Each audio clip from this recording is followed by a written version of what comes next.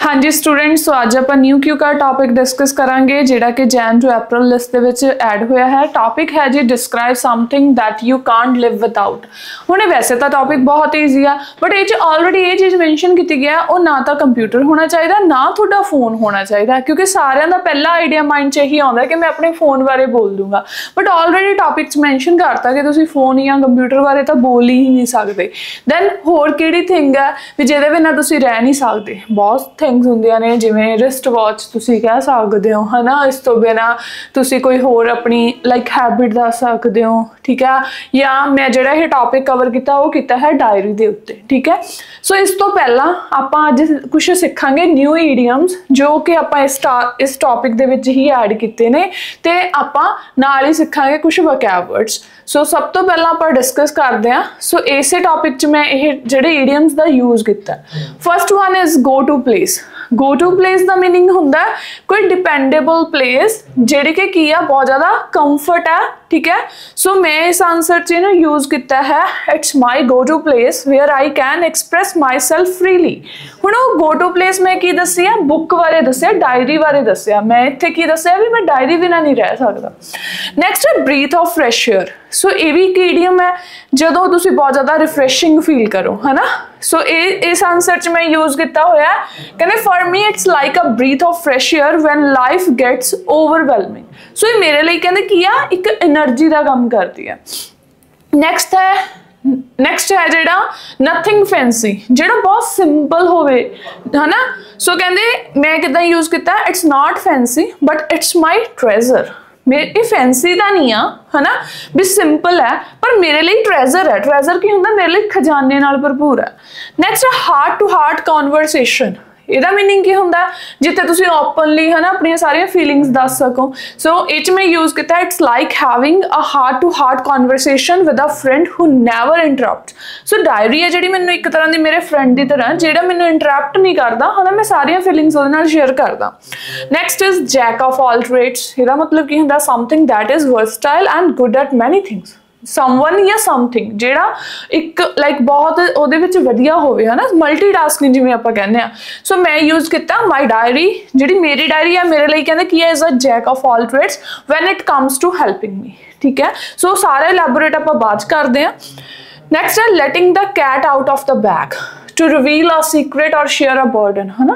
सो ये मैं यूज़ किया है writing down my worries is like letting the cat out of the bag. Like मैं डायरी च अपनी वरीज लिखदी हाँ या जिहड़ियां मेरियां फीलिंग्स होंदियां वो कहते किद्दां लगदा मैनूं, लाइक सारा मेरा बर्डन जिहड़ा मैं शेयर करदी हाँ। Next a problem shared is a problem halved, है ना। सो प्रॉब्लम शेयर नाल कहंदे नहीं प्रॉब्लम अद्धी हो जाती है। सो कहंदे लाइक प्रॉब्लम की है घट जाती है। ये मैं यूज़ किया अ problem shared is a problem halved and for me my diary is the one I share my problems with, ठीक है। next है lost at sea। सो ਇਹਦਾ ਜਿਹੜਾ मैं यूज़ किया लाइक ਇੱਥੇ ही यूज़ किया कि मैं बिना अपनी डायरी तो कहते की फील करदी हाँ। ਇੱਥੇ ਜਿਵੇਂ ਆਪਾਂ यूज़ किया lost at sea, है ना। lost at sea unable to navigate the ups and downs of life, ठीक है। सो ਇਹਦਾ मतलब ਇੱਥੇ मैं ही यूज़ किया कि इस तो बिना मैं बहुत ज़्यादा कन्फ्यूज फील करती हाँ। बैकबोन की होंदा बहुत ज़्यादा असेंशियल हिस्सा, है ना, असेंशियल ऑफ समथिंग। सो ਇਹਦਾ यूज़ भी मैं ही किया कि जी मेरी डायरी है मेरी बैकबोन ऑफ माई रूटीन है। इसी तरह एलिगेंट कवर स्टाइलिश है, अट्रैक्टिव कवर है। जॉट डाउन का मतलब होंदा कुछ राइट डाउन करना क्विकली। नैक्सट है पोर माई हार्ट आउट, है ना। सो share personal feelings and emotions openly. Next silent listener है, डायरी है of course, so silent listener है मेरे लिए। Track my progress. So like सारिया मैं इंप्रूवमेंट्स होंदियां जो भी है वो सारा कुछ मैं उत्थे लिखदी हाँ, है ना। नैक्सट पीस ऑफ माइंड का सबनूं ही पता है, कामनेस। क्रिएटिव आउटलेट है, ठीक है, मेरे लिए मैं अपनी क्रिएटिविटी एक्सप्रैस करदी हाँ, आइडियाज़ और इमोशंस। सो हुण आपां करांगे इस टॉपिक का इंट्रोडक्शन तो स्टार्ट। कहते everyone has something special that they can't live without, है ना। हर एक पर्सन का कुछ ना कुछ स्पेशल होंदा जिस तो बिना वो नहीं रह सकता। And for me it's my diary. मेरे लिए की है वो मेरी डायरी है। It's not just a book, मेरे लिए बुक नहीं है, it's my go to place where I can express myself freely. So ये मेरे लिए एक गो टू प्लेस है जिथे मैं फ्रीली अपने आप को एक्सप्रैस कर सकती हाँ। For me it's like a breath of fresh air when life gets overwhelming. So मेरे लिए की प्रोवाइड करती है, कहते जो लाइक मेरी लाइफ थोड़ी जी है ना भी आप कह दिए भी वधिया ना होवे है ना नैगेटिव साइड जावे या मैं कुछ बुरा फील करा तो मैनू ये एनर्जी प्रोवाइड करती है। सो वट इज़ इट है ना वो ऑलरेडी आप दस ही चुके हैं। कहते my diary is a simple notebook with an elegant cover, it's small enough to fit in my bag so I can always keep it close. The blank pages give me the freedom, जो खाली page ने मैंने freedom provide करते to write or draw as the mood strike। जिवें दा मेरा mood है भी उत्ते मैं कुछ भी लिख सकती हाँ। It's nothing fancy नहीं है but it's my treasure, पर ये मेरे लिए एक खजाना है। So next question है कहते what do you do with it? तुसी की करदे हो? I use my diary daily to jot down my thoughts, feelings and experiences. I also record important tasks, set goals and scribble ideas है ना मेरे ideas नू ओह कर दियां लिख दियां सारे ideas create कर दियां। When I feel confused or stressed, I pour my heart out on its pages. It's like having a heart-to-heart conversation with a friend who never interrupt. सो जो भी कहते मैं लाइक थोड़ा जिहा स्ट्रैसड आउट हुंदी हाँ तो मैं उस पर लिखदी हाँ क्योंकि वो है ना की है एक कॉन्वरसेशन करदी हाँ डायरी दे नाल वो इदां है भी जिवें मैनू कोई डिस्टर्बेंस क्रिएट नहीं करती। नैक्सट है how does it helps you in your life. So definitely मैं डायरी से सारा अपना प्लान लिख दिया। My diary is a jack of all trades when it comes to helping me. It clears my mind by organising my thoughts and emotions है ना emotions ते thoughts नू कहते ऑर्गेनाइज कर दिया। Write down my worries is like letting the cat out of the bag. It instantly lightens the load है ना load घट जाता है। It also help me reflect on my past, track my progress and sometime even stumble upon solution to problem.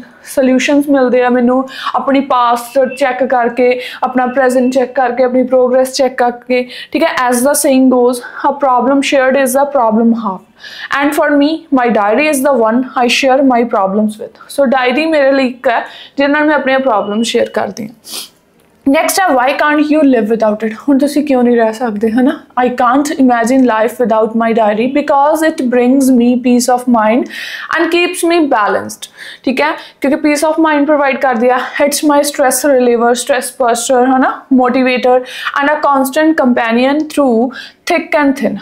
सारियां कहते thick and thin like bad ते good उस situations च कहते मैनू कंपनी प्रोवाइड कर दिया। तो हुण इहदी एंडिंग आपां करांगे without it I would feel lost at sea unable to navigate the ups and downs of life ठीक है। सो इस तो बिना कहते मैं बहुत ज़्यादा कन्फ्यूज नर्वस फील करती हाँ एंड ईवन मैनू अपने अप एंड डाउन्स का भी नहीं पता लगता। सो ये सीगा हुण आपां इहदा लास्ट ते बिल्कुल हुण लास्ट अगर वैसे तो तुसीं इत्थे भी एंड कर सकते हो बट जे तुहानूं लगदा टाइमिंग पूरी नहीं हुई तो तुसीं कह सकते हो इन अ नटशेल या ऑल इन ऑल ठीक है। माई diary is much more than a simple notebook. It's my personal space, my silent listener and my creative outlet. Life would be incomplete without it. It's truly the backbone of my daily routine and I am forever grateful for what it brings to my life। या तो इत्थे ending कर दो या उत्थे अगर थोड़ी time complete हो जाती है तो उत्थे तक कर सकते हो। अगर तुहानूं लगदा कि टाइम रह गया तो तुसीं ये ऐड कर सकते हो। हुण आपां स्टार्ट करांगे जी इहदे फॉलोअप्स क्वेश्चन। फर्स्ट क्वेश्चन है do you think it is good for a child to always take his or her favourite toy with them all the time. ਆਪਾਂ भी कई बार देखते हैं कई बच्चों के फेवरेट टॉय होंगे हरेक किते उन्होंने लैके जाते हैं है ना। आप ये चीज़ बहुत बारी नोटिस की है कहते नॉट ऑलवेज ये गुड नहीं होंगे क्यों। While carrying their favourite toy can provide comfort क्योंकि उन्होंने कंफर्ट प्रोवाइड करता तां ही वो नाल लैंदे आ and a sense of security. It might make them overly dependent on it. जद के ठीक आ आप वाइल तो स्टार्ट करता पहला कहता नॉट ऑलवेज भी नहीं हमेशा गुड नहीं होंगे। वाइल जद के कहते की होंगे कि बच्चे है ना कैरी करते क्योंकि कंफर्ट होंगे प्रोवाइड करता पर कहते ये नाल की हो सकता वो उस पर ज़्यादा निर्भर हो सकते हैं। Additionally the toy could get lost or damage which might upset the child. जे कहते कई बार की होवे है ना भी वो गवाच गया होवे है ना जां डैमेज हो गया दैन फिर उहदे नाल बच्चे दे उत्ते की होगा नैगेटिव हो जाऊगी तो वो बहुत ज़्यादा अपसेट फील कर सकता है कहते। सो इस करके ओवर डिपेंडेंट नहीं होना चाहिए। कहते नैक्सट है question why do all children like toys. सारे क्यों पसंद होंगे टॉयज की कंपनी प्रोवाइड करते हैं फन होंगे इंगेजिंग होंगे। Children like toys because they are fun and engaging. Toys help them explore their creativity, develop motor skills and learn about the world around them. They also bring joy and keep children entertain ठीक है। Next third question what do you think influences people to buy new things. कहते किहड़े factors ਪ੍ਰਭਾਵਿਤ ਕਰਦੇ ਆ ਲੋਕਾਂ ਨੂੰ ਕਿ ਉਹ ਨਵੀਆਂ ਥਿੰਗਸ ਬਾਏ ਕਰਨ। People are often influenced by advertisements, social trends and peer pressure. Emotional reasons like wanting to reward themselves or practical needs such as replacing old items also play a role। ठीक है, सो ये reasons के कारण है ना या factors के कारण अट्रैक्ट होंगे आ। नैक्सट है जी fourth is the way people buy things affected and how की लोग जो खरीदने का तरीका है ना वो कहते इफेक्ट होंगे and how. Yes, buying habits have change due to online shopping, it has made purchases more convenient, so कहते and accessible। so की है जी ऑनलाइन की है easy है convenient है। additionally discounts, reviews and influencer recommendation influence people's decision। ठीक है, discount लग्या होवे, रिव्यू देख लैन या कोई इन्फ्लुएंस कर दे है ना तो उस दे नाल कहते जिहड़ा उन्हां दा लाइक बाइंग थिंग्स दा बिहेवियर है की हो जाता अफेक्ट हो जाता। नैक्सट है fifth question, why do some grown ups hate to throw out old things such as cloth. क्यों कईयां नूं पसंद नहीं हुंदा भी अपनियां पुरानी चीज़ां नूं सुट्टना। Some grown ups feel emotionally attached to old things because of memories associated with them, क्योंकि कुछ यादां जुड़ियां हुंदियां ने, मैमरीज हुंदियां। Others keep items thinking they might be useful in the future, तो कई बार कई तां नहीं सुट्टदे क्योंकि उन्हां नूं लगदा शायद फ्यूचर च उन्हां दे काम आ जाणगियां। नैक्सट क्वेश्चन है जी सिक्स्थ क्वेश्चन, कहते why are children attracted to new things such as electronics. क्यों लोग अट्रैक्ट, क्यों बच्चे स्पैशली बच्चों की गल की है कि क्यों अट्रैक्ट हो जाते हैं।